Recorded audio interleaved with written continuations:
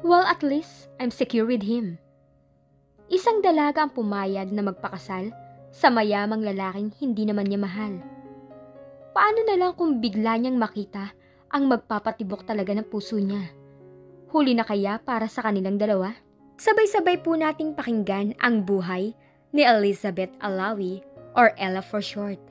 Pero bago tayo magpatuloy sa love story na ating ibabahagi sa inyo, kung bago pa lamang po kayo sa aking channel ay pakilike po ng ating video. Pakiclick din ng subscribe button at bell icon para po lagi kayong updated sa mga paparating ko pang uploads. Sana ang istoryang ito ay magbigay sa inyo ng aral at inspirasyon sa inyong mga puso. Hindi naniniwala si Ella sa destiny. Naniniwala siyang ang mga bagay sa buhay ng tao nangyayari dahil na rin sa sarili nating kagagawan. Sa kagustuhan ng kanyang ina, pumayag siyang magpakasal kay Paulo Garcia, isang mayamang lalaki, at siguradong magiging maayos ang buhay niya dito. It was for her a marriage for convenience. Iniisip niyang mas mabuti na magpakasal sa isang lalaking hindi niya mahal, para naman sa huli kung iwan man siya nito, hindi siya ganun masasaktan. Ang problema, may isang lalaking nagbalik sa Santa Barbara. Isang lalaking magpapatibok ng puso niya o pwede ring masabing nagpatibok na ng puso niya noon pa man. Ito ay si Gino Diaz. Unti-unti nagbago ang kanyang pananaw at nang minsan pa niyang matikman ang halik nito, sa kanya natiyak ang kanyang nararamdaman. Kaya lang, huli na ba para sa kanilang dalawa? Matuloy pa kaya ang kasal niya kay Paulo Garcia? Napangiti si Ella nang mabasa ang karatulang nagsasaad na papasok na siya sa lupaing nasasakupan ng isang asyenda. Mahigit 2 taon din mula nang huli siyang tumungtong sa lugar na yon. At yun ay noong samahan niya si Cyril na umuwi sa asyenda sa kauna-unahang pagkakataon. Doon sa lugar na yun niya nasaksihan ang pagkabunyag ng mga lihim ng pamilya Diaz na kay tagal itinago ni Don Arnold. At kung paanong sa huli ay naiayos din ang lahat sa tamang kalagyan. Nang bumalik siya sa San Francisco ay iniwan niyang maligaya ang kaibigan sa piling ng nobyo nitong si Richard Velasco. At dahil sa nabuo ang pag-ibigan ng dalawa, sa loob lamang na napakaikling panahon, inakala niyang panandalian lamang ang lahat. Pero ngayong nakatakda ng ikasal si Cyril kay Richard ay natiyak niyang may mga relasyon pa ring nagkakaroon ng happy ending. Isang masayang wakas na hindi nagkatotoo sa kanila ni Mark noon. Ang Phil-Am niyang boyfriend na matapos ipangako ang lahat-lahat sa kanya ay ipinagpalit din siya sa isang diborsyadang may 2 anak sa unang asawa. At bagaman ilang lalaki rin na nagtangkang angkin ng puso niya matapos ang relasyon niya kay Mark ay nanatili yung pihikan. Isang lalaki lang ang minsang pumukaw sa kanyang damdamin ngunit hindi yun nagtagal. At ngayon ang lahat ay bahagi na lamang ng alaala ng nakaraan. Isang alaalang kasabay ng pagbabalik niya sa Santa Barbara ay muli ring naungkat sa kanyang isipan. It all started with a kiss, isang di inaasahang halik mula sa isang pangahas na lalaki.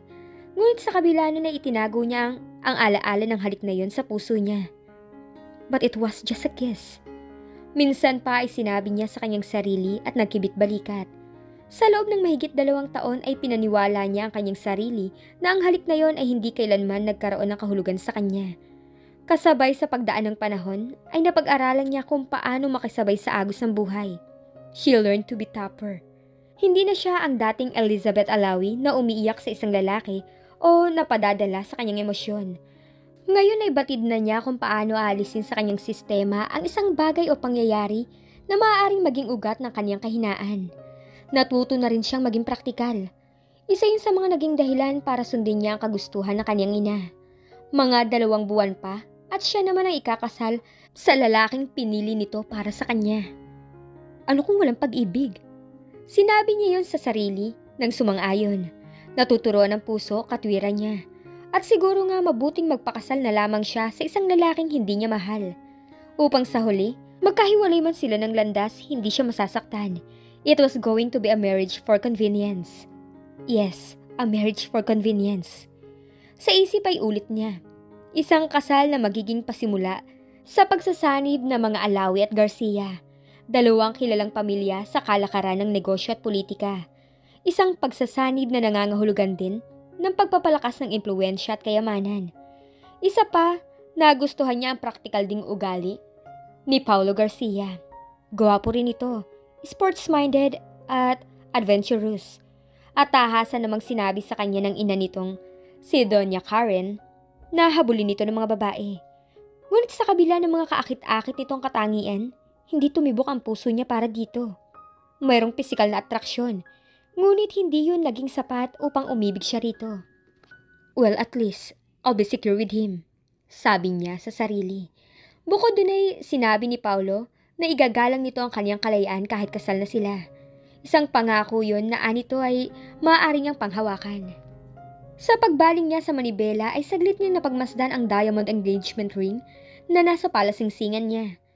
Para pa niyang naririnig ang casual na pagbibigay ni Paulo sa kanya noon. Wala ang mga romantikong bagay na kadalasan kakibat noon sa mga eksenang napapanood sa mga pelikula at telebisyon. Napangiti siya sa alaala ng gabing ibigay nito sa kanyang singsing. Ngunit agad din yung nahalinhan ng panghihilakbot. Nang sa pagliko niya ay gulatin siya ng isang humahagibis na jeep na punong-puno ng halaman.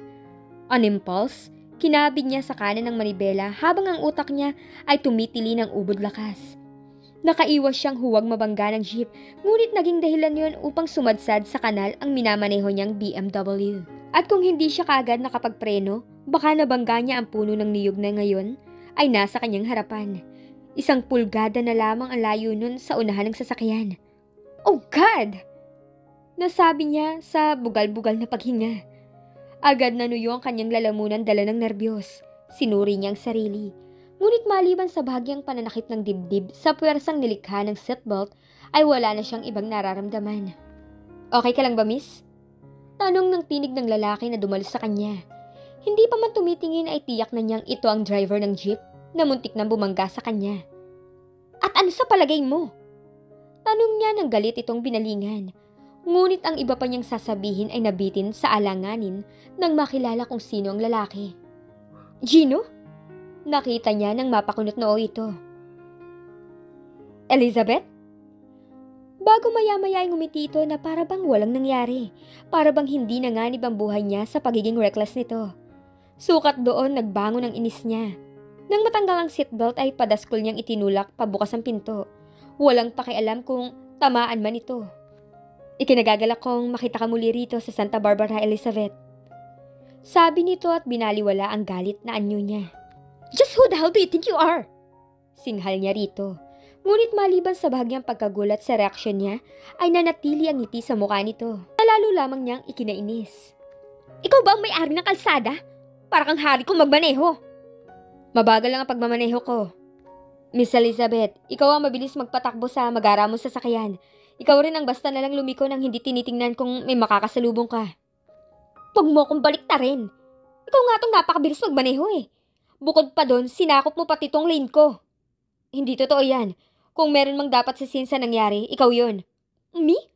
How can you say that? I am not a reckless driver. Ikaw talaga tong walang ingat.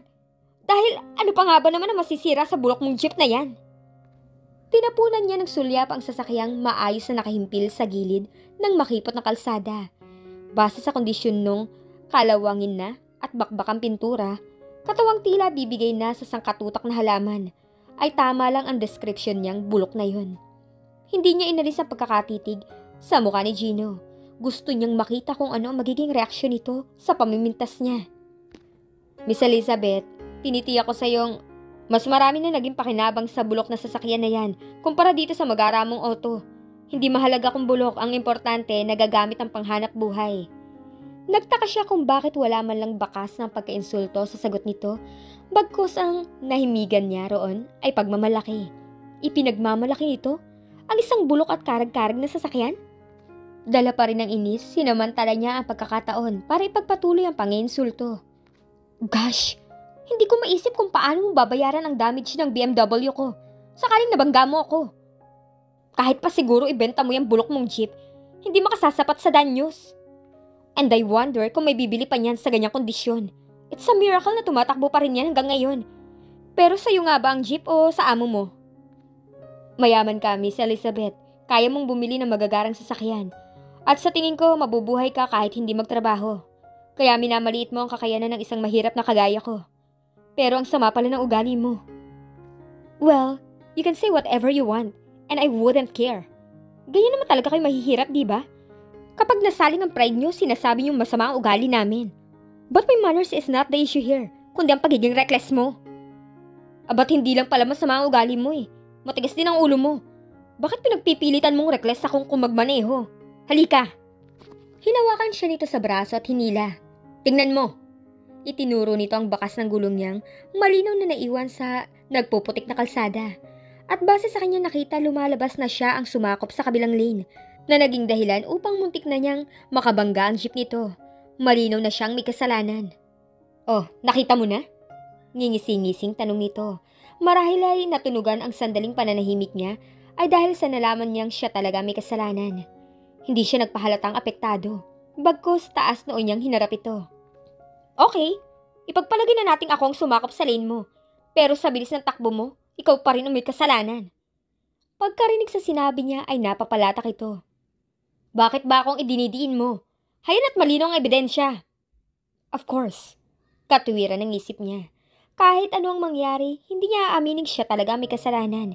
Kahit pa sa tingin niya, siya nga yata ang mabilis na nagpapatakbo kanina. At bukod pa doon, wala sa pagmamaneho ang isip niya. No, hindi ako may kasalanan.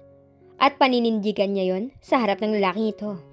Sige, Miss Elizabeth, para matigil na to aminin ko nang ako na lang ang may kasalanan kahit masama sa loob ko. Sabi nito sa astang barumbado. Ipagpasalamat na lang natin na hindi nabangga ng bulok kong jeep ang auto mo. Baka kung nagkataon nahawa pa yan ng kalawang. Mabuti't alam mo. Nakaingos sa tugong niya. Bago ibinalik ang atensyon sa sasakyan niyang nabalaho na nga yata sa kanal. Shucks! Na what? Sabi niyang higit sa sariling sinabi. Madali lang iahon yan. Sige, start mo. Mayabang na sabi ni Gino. What a way to welcome me. Nagkukot-kot ang kaluobang sambit niya habang binubuksan ang pinto ng BMW. Hustong nakaupo siya sa driver's seat ay pumwesto naman ito sa unahan. Anyong itutulak ang sasakyan. Sige, start mo na. Sabi nitong nakatukod sa hood ang mga braso. What do you think you're doing? Sabi niya nang sumilip sa bintana. Basta, sundin mo na lang ako kung gusto mo makaalis dito. I-start mo ang makina at iatras mo, okay? Wala siyang pagpipilian ng mga sandaling yun kundi ang sundin ang sinasabi nito. Binuhay niya ang makina at sinubukang paatrasin ng sasakyan. Ngunit dahil madulas, palusong, ay hindi yun makaahon. Sige, subukan natin uli, sabi ni Gino. Na ngayon ay mas seryoso, makikita sa paggalaw ng mga muscles nito sa braso ang pursang iniipon. Muli niyang pinatras ang sasakyan at sa pagkakataong yun, buong lakas nitong itinulak. Hindi siya makapaniwala nang matapos ang ilang pagtatangka ay tuluyan yung nakaahon mula sa kanal. Narinig niya ang panlandas na paghinga ni Gino nang lumapit sa tapat niya. Tumatagaktak ang pawis nito ngunit sa kabila nun, presko ang amoy ng katawan nitong dinadala ng hangin sa kanyang ilong. Hindi niya napigil ang pagmasdan ang matatag na mga braso nito nang itukod nito ang mga kamay sa nakabukas na bintana. Hindi ka man lang ba magpapasalamat? Tanong nitong umagaw na muli sa atensyon niya. Nag-angat siya ng muka at nakita niyang nakangiti ito. Isang ngiting puno ng kahulugan. Habang ang mga mata nito ay nakatitig sa mga labi niyang, bahagyang nakaawang dahil sa pagkamaang. Alright, thank you. Sabi niya na pinalabas sa tonong kunwari napipilitan.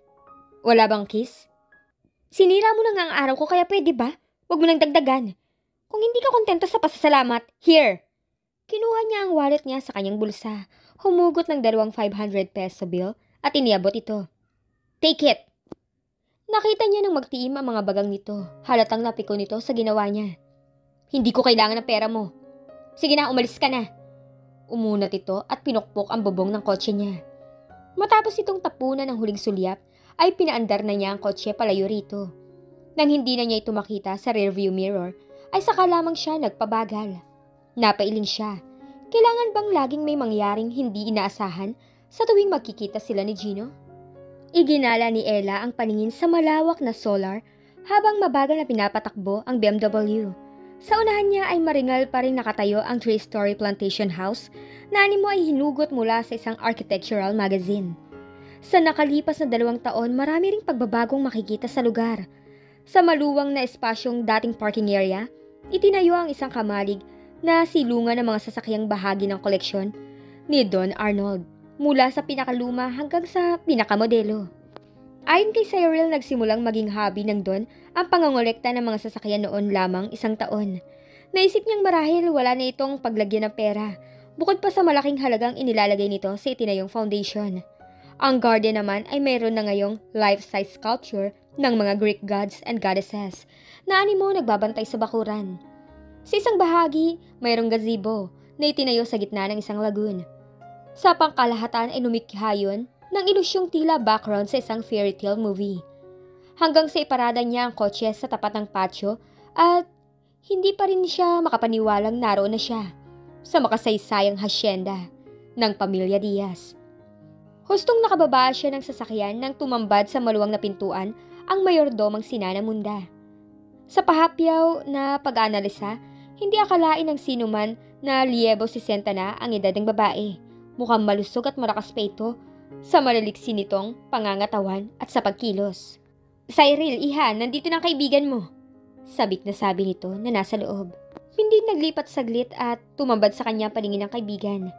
Sabik na sinalubong nila ang yakap ng isa't isa. I'm glad you're here, Ella. Sabi ni Cyril na kumalas mula sa pagkakayakap sa kanya. Bahagya pa itong lumayo upang malayang pagmasdan ang kanyang kabuuan. Nakita niya ng mapailing ito sa kanyang kasuotan. I was expecting a more ladylike outfit, Ella. Akala ko nagbago na ang taste mo sa 2 taong lumipas. Why? What's wrong with leather jeans and leather blouse? Tanong niyang sinuri ang sarili. Nothing, pero gusto rin naman kitang makitang nakasuot ng mga damit na yari sa maninipis at malalambot na tela, kagaya nito. Iminodal nito sa harap niya ang suot na empire cut dress na yari sa mamahaling tela. And your earrings, my God! Hindi ba napakabigat niyan? Hinawakan din nito ang bilog na hikaw niyang sinlaki ng bunganga ng baso ang diametro. Natawa siya sa reaksyon nito. Well, that's a sign na matagal na nga tayong hindi nakikita. And how about this? Hindi mo ba to papansinin? Ang tinutukoy niya ay ang itim na lipstick, nakaterno ng itim ding eyeshadow niya. Hay nako, tiyak na magpi-freak out ang kilala kong makeup consultant kapag nakita ka. But you still look very lovely to me, Ella. Kahit mukha kang punk sa ayos mo, maganda ka pa rin. I know that. At nagkatawanan sila. Come on in. Maya-maya ay yaya sa kanya ni Cyril. Sa loob na natin ituloy ang kwentuhan. By the way, you remember Nana Munda? Tanong nito ng balingan ng mayordoma. Of course. You still look good, Nana Munda. Sabi niya at masayang niyakap ang matanda kasabay ng pangungumusta. Salamat, iha. Ikaw rin. At alam mo ba, mas lalo kang gumanda ngayon. Oh, thank you. I have an idea. Nana Munda, doon nyo na lang kami padala ng pagkain sa gazebo. Give me your key. Iniabot niya rito ang susi ng BMW na iniabot naman nito kay Nana Munda. Sabihin niyo sa driver na iparada ng maayos ang sasakyan ni Ella. Hintayin namin ang pagkain sa gazebo. Nang tumango ang mayordoma ay hinila na siya ng kaibigan. Baka sa higpit ng hawak nito sa kanyang kamay ang kasiyahan sa muli nilang pagkikita at ganun din siya. Where's your groom to be? Tanong niya habang magkapanabay silang naglalakad sa pinagduktong ng mga batong nagsilbing daanan sa gitna ng damong Bermuda. May contract signing si Richard sa mga Japanese na gusto makapag-venture sa kanyang kumpanya, kaya wala siya rito ngayon. But he'll be here the day after tomorrow. At hindi na siya alis ng Santa Barbara hanggang sa araw ng aming kasal. And that's 7 days from now. Sabi niya matapos ang magkalkula. Yes, hindi na nga ako makatulog sa sobrang excitement eh. Kinikilig na sabi nito. I'm really happy for you, Cyril. Madamdaming pahayag niya. Nang mga sandaling yun, tinatawid na nila ang tulay na patungo sa gazebo. Nang tumingin siya sa ibaba, nakita niya ang makukulay na karpa na lumalangoy sa lagoon. I know you are, Ella, and you know what I still wish for? Hinihiling ko na sana makita mo na rin ang lalaki magpapaligaya sa'yo. Mag-aalaga at magmamahal sa'yo gaya ng pag-aalaga at pagmamahal sa akin ni Richard. Sa punktong yun, mapait ang ngiting sumilay sa mga labi niya. Naalala niya si Paolo at ang marriage for convenience na nakatakda niyang pasukan. Narating nila ang gazebo na napapalamutian ng pinilipit na kortinang banayad na inililipad ng hangin ng mga dulo. Naupo silang magkaibayo ni Cyril sa marble na upuang nakapalibot sa marble ding lamesa. You said on the phone that you have a surprise for me. What is it? Tanong nitong hindi napapalis ang ningning sa mga mata. Iba na talaga kapag nagmamahal at minamahal, nasabi niya sa sarili. Si Cyril ngayon ay perpektong imahe ng isang babaeng puno ng pag-iibig at nag-uumapaw na kaligayahan. Itinaas niya ang kaliwang kamay, showing off her engagement ring. Nanlaki ang mga mata nito. Hinawakan ang kamay niya at tiningnan mabuti. You're engaged? Nasa tinig nito ang di pagkapaniwala. Kakaibat ang magkahalong gulat at saya. Tumango siya. I'm getting married too, you know? Sabi niya na hindi tiyak kung matagumpay niyang naikubli ang disgusto sa ideyang mag-aasawa na siya. Oh! Ngunit baka sa naging reaksyon ni Cyril na hindi nakaila rito ang lungkot na dinadala niya. Nakita niyang napakunot noo ito. Who's the lucky guy? Do I know him? His name is Paulo Garcia, mula sa isang buena familia ng Cebu. Isang buntong hininga ang naging kasunod ng kanyang sinabi. Hindi niya yun napigilan. Paulo Garcia? Quite familiar. He was featured last month in a popular program about people, events, and places. He was also featured in Newsweek as one of the young, successful businessmen in Asia. Oh, now I remember. Nabasa ko ang artikulong yun tungkol sa kanya. Well, based on the facts I've read about him, I can say that you're very lucky. He's a good catch. Now, what seems to be the problem? Malaki, Cyril. Muli siyang napabuntong hininga. Hindi ko naman mahal si Paulo. If you don't love him, why are you going to marry him? Are you losing your mind? Madalas mong sabihin sa akin noon na magpapakasal ka lamang sa lalaking mahal mo. Bakit ngayon ay pagod na ako, Cyril? Ayoko nang makipagtalo kay Felicia. Sabi niyang ang tukoy ay ang ina. At practical na ako ngayon. Iniisip ko rin kung magpapakasal ako sa isang lalaking hindi ko mahal. Hindi ako masasaktan sakali mang iwan niya ako. Hey, do you hear what you're saying? What happened to my old friend, Ella? Hindi pa nga nag-uumpisa ang inyong relasyon, paghiwalay na agad ang iniisip mo. Hindi ba't doon din naman matatapos ang lahat? Malungkot na pahayag niya. Kung ganun ang iniisip mo, paano kami ni Richard? Iniisip mo bang maghiwalay rin kami sa bandang huli? Seryosong tanong nito at ginagap ang palad niya. Iba naman kayo ni Richard. At maaaring iba pa rin kayo ni Paulo, who knows? But still, hindi ka dapat magpakasal sa kanya kung wala kang nararamdaman sa dibdib mo. You must learn to love him first. Dahil kung hindi mo siya mahal, hindi ka rin magiging maligaya sa piling niya. Your life would be a disaster. I know what I'm getting into, Cyril. Sabi niya sa pagtatangka na payapain ang loob nito. You don't have to worry about me. Sige ka, papangit ka. Alalahanin mo, malapit ang araw ng iyong kasal. Oh, Ella, bakit hindi ako mag-aalala? Ayoko makita kang miserable sa piling ng Paulo na yun. All I'm thinking about is your happiness. I'll be happy, Cyril. You will see. No, walang babae magiging maligaya sa piling ng lalaking hindi niya mahal. Pumatlang ang mahabang katahimikan. Wari inahulog ito sa malalim na pag-iisip at ganun din siya. Maya-maya dumating ang dalawang kawaksi dala ang kanilang pagkain.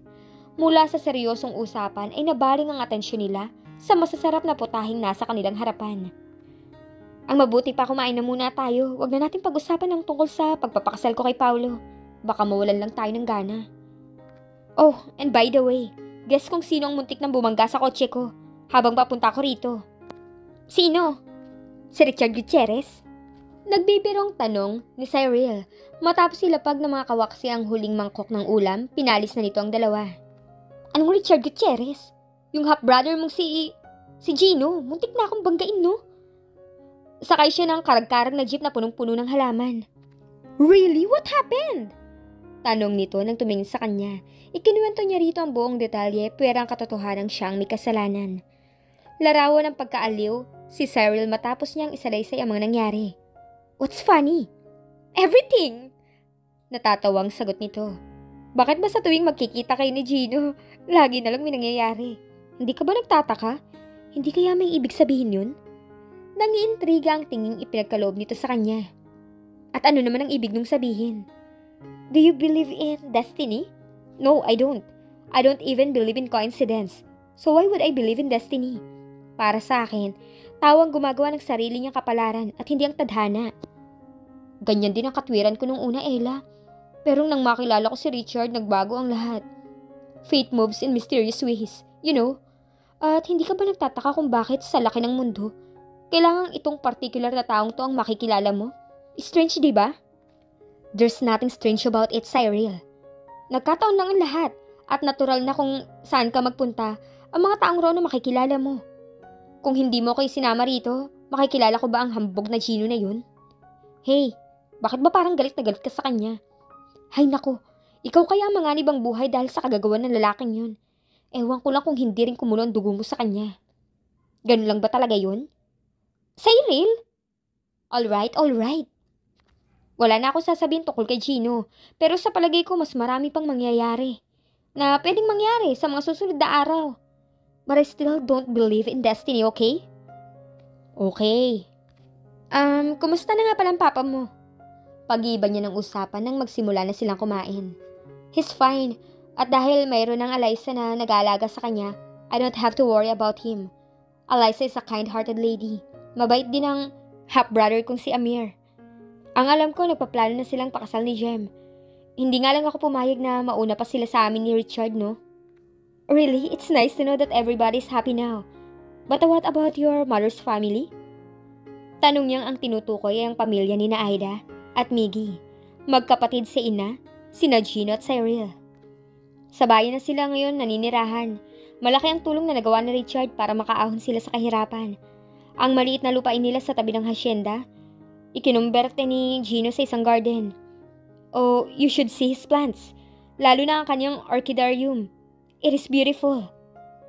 I can't imagine kung paano ang isang halimaw ay nakapagpapalago ng mga halaman. Naka-smid na komento niya. A handsome beast for that matter? Nakangiting sabi ni Cyril. You can't deny the fact that he's a very handsome brute. At bakit hindi siya magiging gwapo? He's my half-brother. Kaakibat ng huli nitong sinabi ang pagmamalaki. Oh, enough of this nonsense. Ayoko na pag-usapan ng Gino na yun, kahit siya pa ang pinakagwapong lalaki sa mundo. Aanhin ko ang gwapo kung masama naman ang ugali. Ngingiti-ngiti lang sa kinaupuan nito si Cyril. What? Muli niya itong pinandilatan ng mga mata. Nothing! Nagkibit balikat ito. Nothing!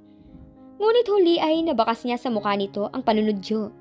Pagkatapos nilang kumain ay inilibot si Ella ni Cyril sa loob ng bahay asyenda. Sa pagkakitang muli ng mga antique jars at mebles ay nakadama siya ng pamilyaridad, bagaman malaki na ipinagbago sa dating kaayusan. Kapansin-pansin ding tuluyan nang mawala ang aura ng kalungkutan sa loob ng bahay. Parang bigla naging makulay ang paligid. Patunay ang mga pula at puting kortina at throw pillows na nadagdagan ng buhay sa interior. Ang sumunod na ipinakita sa kanya ni Cyril, ang dalawang palapag na istrukturang idinagdag sa likuran nun, na naging bahagi ng lumang edipisyo sa pamamagitan ng isang covered steel bridge. Nagulat siya sa natuklasan dahil kung titingnan mula sa harapan, hindi makikita ang itinayong istruktura. Nang pumasok na sila sa loob, nakita niya ang malaking kaibahan nun sa original na edipisyo. Ramdam na ramdam niyang transition mula sa luma patungo sa pagiging moderno ng lahat. Una siyang dinala ni Cyril sa silid na inilaan para sa mga exercise machines. Mistula yung gym sa isang first class na hotel. Para pa niyang nakikinita ang kaibigan na nagpapawis sa mga yun. Ang ikalawang pinagdalhan nito sa kanya, mini theater na kumpleto sa modernong audio-video equipments. Sa sulok nun isang bar na kumpleto sa mga important junk foods and chocolates. Mayroon ding transparent refrigerator kung saan nakalagay ang iba't ibang klase ng inuming soda. Ang mga reclining chairs na nagsilbing upuan ay upholstered with leather at bawat isa mayroong mga una na may disenyo ng mga cartoon characters. Ang makukulay na unan, lutang na lutang sa itim at puting kulay na nangingibabaw sa maliit na sinehan. Ang first floor nagsisilbing opisina ng papa kapag nandito siya. Sa dingding na napipinturahan ng puti, nakasabit ang mga paintings na ayon dito pawang obra maestra ng mga kilalang pintor, lokal at dayuhan man. At isa pang kapansin-pansin, kahit saan niya igala ang paningin, puti at itim ang kulay na nangingibabaw. Na sa kanyang opinyon, nagbibigay ng hustisya sa simple, ngunit eleganteng interior. Maluwang ang pinasok nilang opisina ni Don Arnold. Ayon kay Cyril, inilipat na roon ang lahat ng libro mula sa lumang Studycom library ng Don. Ngunit kung na-impress siya sa wall-to-wall na salansa ng mga libro sa isang panig ng silid, higit siyang na-impress nang malamang protektado ng security system ang buong istruktura. Ayon dito maging ang mga paintings, nakakabitan ng mga sensors. Sakaling may magtangkang magnakaw sa mga yon, agad nang magtutunugan. And everything was provided by one of Richard's companies. May pagmamalaking pahayag pa nito. It's a good thing na ngayon pa lang magkasundo na ang papa at si Richard. I hope the same thing with Luciano and Gino. Casual niyang sabi na ang tinutukoy ang ama at ang fiancé. Pagkatapos noon, napabuntong hininga siya. Anyway, makikita lang naman sila sa araw ng aking kasal. And only God knows kung kailan mauulit yun. At talaga bang desidido ka na magpakasal kay Paulo? I have no choice, Cyril. Kung tatanggi ako sa kagustuhan ng mama, hindi na kami magkakasundo pa kahit kailan. And I don't want that to happen. Magkasundo lang kayo ni Tita Felicia? Sasakripisyo mo na ang habang buhay mong kaligayahan? That wasn't you at all, Ella. Hindi na ako pwedeng umurong, okay? Kaya wala na tayong magagawa kundi tanggapin ang katotohanan. May magagawa ka pa hanggat hindi dumarating ang araw ng iyong kasal. Oh please, stop convincing me, Cyril. Hindi na magbabago ang aking pasya. Alright, kung talagang hindi na magbabago ang isip mo, I guess I just have to give my condolences to you. You're not serious, are you? Forgive me for what I said, Ella. But I only want you to be happy, that's all. I understand. Look, I should be going. Nag-iisa lang sa rest house si Manang Maria. Dahil inutos ako sa Maynila ang asawa niyang si Mang Abner. Babalik na lang ako sa ibang araw. I hope I did not offend you, Ella. Malungkot na sabi nito sa kanya. Ngumiti siya at hinawakan ito sa kamay. We're like sisters, right? Naiintindihan ko ang pag-alala mo at maaari mong sabihin ang gusto mong sabihin. You don't have to worry about anything. Thank you for coming, ha? Siya nga pala, inaasahan kong dala na ang damit ng mga abay sa susunod na araw. I know you're busy with your newly acquired rest house in Santa Barbara, pero kailangan mong bumalik dito para matiyak natin kung okay na ang sukat ng damit sa'yo. Just call me, okay? Sabi niya matapos makipagbeso-beso. Okay, come on, ihatid na kita sa sasakyan mo. Matutuloy nga kaya ang pagpapakasal ni na Paulo Garcia at Elizabeth Alawi? Ipapaubaya na kaya ni Ella ang kaligayahan niya sa binata?